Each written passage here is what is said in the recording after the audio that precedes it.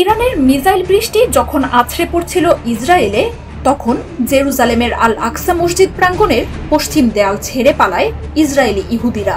জীবন বাঁচাতে তাদের এমন হুড়োহুড়ির দৃশ্য চোখে পড়ে মঙ্গলবার রাতে। সে সময় জেরুজালেমের আকাশ পাড়ি দিচ্ছিল ইরান থেকে ছোড়া মিসাইলের বহর।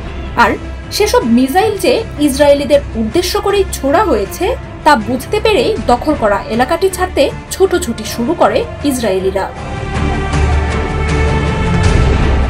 মক্কায় পবিত্র কাবাঘর প্রতিষ্ঠার আগে মুসলমানদের প্রথম কেবলা ছিল ফিলিস্তিনের পুরনো শহর জেরুজালেমের আল আকসা মসজিদ। এই মসজিদ প্রাঙ্গণে চুনাপাথর নির্মিত পশ্চিম প্রাচীর মুসলমানদের জন্য শুরু থেকেই পবিত্র স্থান। এখান থেকেই পবিত্র মেরাজ শরীফে গমন করেন মহানবী হযরত মুহাম্মদ সাল্লাল্লাহু আলাইহি ওয়াসাল্লাম। তবে ইসরায়েলি আগ্রাসন থেকে রেহাই পায়নি মুসলমানদের এই মসজিদও। কয়েক দশক ধরে আল আকসা মসজিদ ও পশ্চিম প্রাচীরের দখল নিতে রক্তক্ষয়ী লড়াইয়ে হাজারো মুসলমানকে হত্যা করেছে ইসরায়েলি বাহিনী। এমনকি আল আকসায় নামাজ আদায় করতে গেলেও ইসরায়েলিদের বাধার মুখে পড়তে হয় ফিলিস্তিনিদের। নামাজরত অবস্থায় মুসলিমদের উপর হামলা চালায় ইসরায়েলি সেনারা। পশ্চিম প্রাচীরেও নিজেদের দখলদারিত্ব কায়েম করেছে তেল আবিব। পতাকা পুঁতে জবরদখল করা স্থানটিকে নিজেদের বলে প্রচারও করে দেশটি। কিছুদিন পরপরই নিজেদের দখলদারিত্ব জানান দিতে আল আকসায় যান ইসরায়েলি মন্ত্রীরা।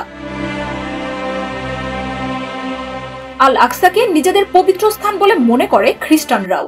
তবে ১৭ শতকে আল আকসা মসজিদ ও পশ্চিম প্রাচীরকে নিজেদের ধর্মের উপাসনার স্থান হিসেবে নির্ধারণ করে ইহুদিরা। ব্রিটিশ ম্যান্ডেট আমলে ১৯৩০ সালের একটি আন্তর্জাতিক কমিশনেও এই অবস্থান নিশ্চিত করা হয়। ২০ শতকের গোড়ার দিকে ইহুদিবাদী আন্দোলনের উত্থানের সাথে সাথে প্রাচীরটি ইহুদি এবং মুসলিম সম্প্রদায়ের মধ্যে সংঘর্ষের উৎস হয়ে ওঠে। ১৯২৯ সালে মারাত্মক দাঙ্গায় কয়েকশো মানুষের প্রাণহানি ঘটে। ১৯৪৮ সালে প্রথম আরব ইসরায়েল যুদ্ধে মুসলমানদের নিয়ন্ত্রণে আসে স্থানটি। তবে ১৯৬৭ সালে ৬ দিনের আরব ইসরায়েল যুদ্ধে আবারও পশ্চিম দেয়ালের নিয়ন্ত্রণ পায় ইসরায়েল। এরপর থেকেই জায়গাটি ইসরায়েলের নিয়ন্ত্রণে রয়েছে। তবে নিজেদের অস্তিত্বের এই অংশকে রক্ষায় এখনো নিজেদের লড়াই চালিয়ে যাচ্ছেন ফিলিস্তিনিরা। ইসরায়েলিদের বন্দুকের মুখে জীবন বিলিয়ে দিলেও নামাজ ত্যাগ করেন না তারা। গেল বছরই নামাজরত অবস্থায় মুসলমানদের উপর আক্রমণে রক্তাক্ত হয়ে ওঠে আল আকসা প্রাঙ্গণ। যে কোনো লড়াইয়ে মুসলমানদের জন্য সবচেয়ে নিরাপদ স্থান হয়ে ওঠে মসজিদ। তবে ইসরায়েলিদের বেলায় তা নয়।